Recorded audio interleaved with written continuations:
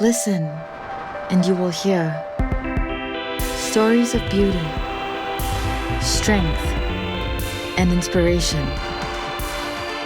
Let's talk Women Talk. At only 24, Sola Long is one of Cambodia's youngest trauma recovery therapists and helps sex trafficking survivors to reintegrate back into society. What does it take for such a young person to serve in this capacity? Sola, thank you so much for spending this afternoon with us. I've heard amazing things about you. So many people have told me about the impact that your work has had. And so I just want to say thank you for spending this afternoon with us. Now, Sola, tell us a little bit about your background and how was it like growing up for you? Well, I was born in a kind of like domestic violence community. This kind of community with all this chaos happened with the gangster and drugs abuse and stuff. But the beautiful thing is that I have a very supportive family who's really motivating me a lot to go for school and to get more higher education.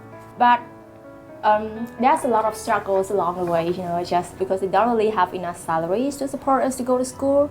So then back then we need to work on the street as well. Like my parents need to sell food sometime on the street, and then I was around between 10 to 11 or 12, like amount of 4 or 3 years, like 4 or 5 years, I need to work on the street with my parents and sell the food there. But it's like, working there, I just been learning a lot about life. Now, do you say that it was during this time that it helped to develop your ability to be empathetic? So yeah, the more that I walk on the street, if to help me be more, like lots of self-reflection and lots of more about life. It's not just only my own personal life, it also the reflection about like how the rest of the people live.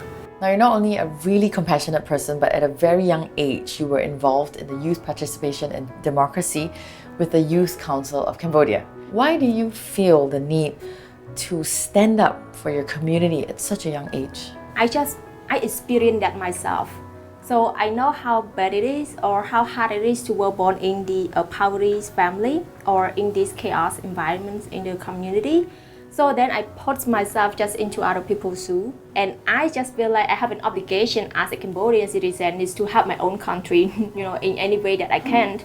Now, you're involved in an issue that is not only pervasive throughout the world, it affects so many people, millions of people in the world. And of course, it is the issue of sex trafficking. For the benefit of our viewers, can you tell us what is trafficking? To us, trafficking is the process or any kind of action that involves the negotiation of the money exchange or any kind of like the exchange of the benefits from the perpetrator side to the victim side, just to get the advantage back from. It's like a kind of sexual one to get the sex backs. Now, I can see that you say that with a very heavy heart, with a huge sigh. So how does that still affect you? Yes, to me, just really big impact, and especially like coming to work with them like directly and hearing all their story, all those painful things, and especially I also been working with the, in the legal process at the court as well, and see the perpetrator just being testify and say, I didn't mean to do that, I haven't done that. Just feel like, oh my gosh, that's not really acceptable to hear all those words. Now, does every girl that is rescued from sex trafficking in Cambodia, does every one of them have to go to court? Not everyone, because some of the victims who have already gone through all this experience, with this trauma experience, some of them we cannot really find the perpetrator. So there's no courts happen because still in the process of figure out who is exactly the perpetrator, because there are sometimes lots of people involved in this situation.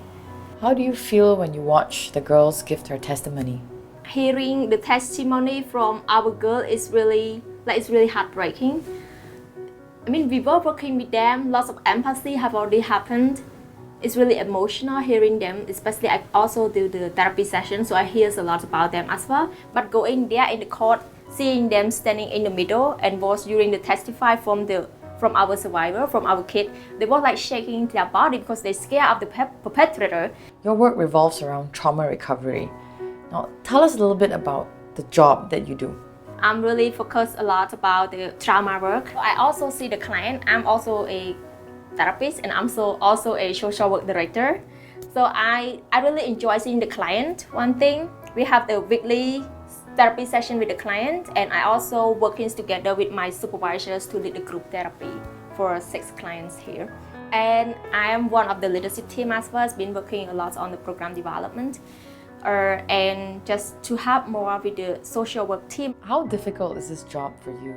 And what are some of the challenges that you face? It's more about my own process with the client. You know, sitting there and hearing their own story is really difficult and it's really emotional. Sometimes I just feel like I need my own groundings very quick before I can move on with my clients. Maybe a lot of people out there, we're not sure about what the girls go through, what is the trauma. So can you tell us a little bit about what is this trauma that the girls go through and how does it impact them? The things that really difficult to listen is because the people that they trust are the one who sold them.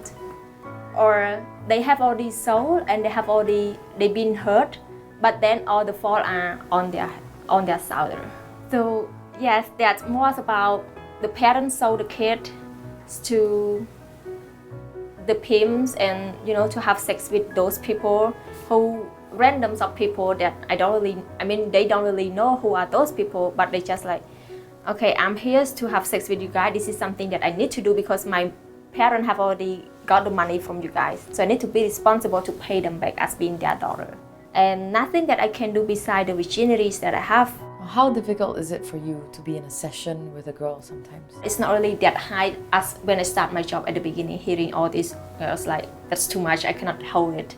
But it's now more about understanding you and just being so proud that you both are able to speak it out for yourself. Now, Sola, your work is highly effective. What is it that you love most about your work? The things that I love the most about the work is the working with the clients. The things that, though I mentioned about the challenges that I have with working with this target of group, with working with this environment, in this kind of particular issues, but also at the same time, it's really beautiful to look at one person walking through their own journey. It's because like the things that I can be a part of their life, and we know that their life in this chaos moment. So when we jump in, they allow us to jump into their life just to make some differences. And it's really a privilege, it's really an honor that they allow us to be there. Are there times where you don't want to do this anymore? Yeah, there was a time I really just feel like, oh my gosh, that's too much, I'm not gonna do it, I'm gonna quit it right away, walk away from that. There was a time when I just feel so intense, like I said, with the story that they say. I just feel like I cannot handle that. It doesn't mean because I hate you, but it's more like I feel like I'm not capable to help you. So I should not be here. Now, the next question comes from one of our viewers, Pamela Ho, and she wants to know whether your life has ever been in danger as a result of your work. Actually, I experienced a lot of danger as well in my work with this sex trafficking survivor. It's more about the family of the kids want to take the kid back. I was one time experienced going into the communities with the kid, and then the things that their community is really cooperated. So they just like, I'm in the middle and they come like around and they say, if you want to take this kid back, I'm gonna kill you and you're gonna be in danger, you're gonna be hurt. They keep saying all these threat words to me. All this that happened, were you feeling very scared? Wow, I'm really, really scared actually, because just every time that this happened, when I was with the client in the vans with me. One time in the vans and another time was in the car. We really feel like they can just shoot us anytime because it's just like close to the van. Now, the work that you do, you obviously hear a lot of very difficult stories. Does this ever make you lose faith in humanity? Yes, there is a time that it made me feel that way, but it's not about myself. It's toward those perpetrators that they commit all these things, being a human. If you had an opportunity to speak to these perpetrators, what would you want to say to them? What I want to say to them is really more to be more open their heart to hear about this girl suffer. It doesn't mean one time or two times that you have sex with this girl, but really impacts for their long life. You left them with all this suffering. You left them with all these problems toward themselves. You left them with the ways that they thought about themselves like, I have no more value. Now the next question comes from one of our viewers, Lee Cheng Ling, and she wants to ask you, how can efforts be stepped up to combat trafficking? As long as you really understand deeply about this issue, it's gonna be great that you will be able to bring this awareness to the other people around the world or other people, around your regions or around your communities to know about these issues. I think what they really can do is to really understand how hard it is with these things, and don't just, especially the family, don't just let your kids doing this kind of stuff. It's more about be empathy and compassionate about how to help them. So, what are your hopes and dreams for Sola? Just still in the process right now to figure out more what I can do for them. So I'm looking more about whoever that connecting with them, even with their own local authority and even with our government as well, that I really want to see like what that really can do. Just feel like there are more to go and hope that I can help them more. Sola, what is empowerment to you? To me, the most empowerment is about the education. Education gonna help you to get your goal, and it's also help you a lot with your own process, with your own self-awareness and your own feeling and your own thought. Because I think this is the fundamental levels that really make me to be the place that I'm in right now. Sola, thank you so much for spending this afternoon with us. I mean, your relentless dedication, your compassion, your passion towards the girls, towards this issue. You're so young. You truly are the voice of the survivors of trafficking. Thank you. Sola's fight to help survivors of sex trafficking shows us that with courage and tenacity, you're never too young to make a difference in someone's life.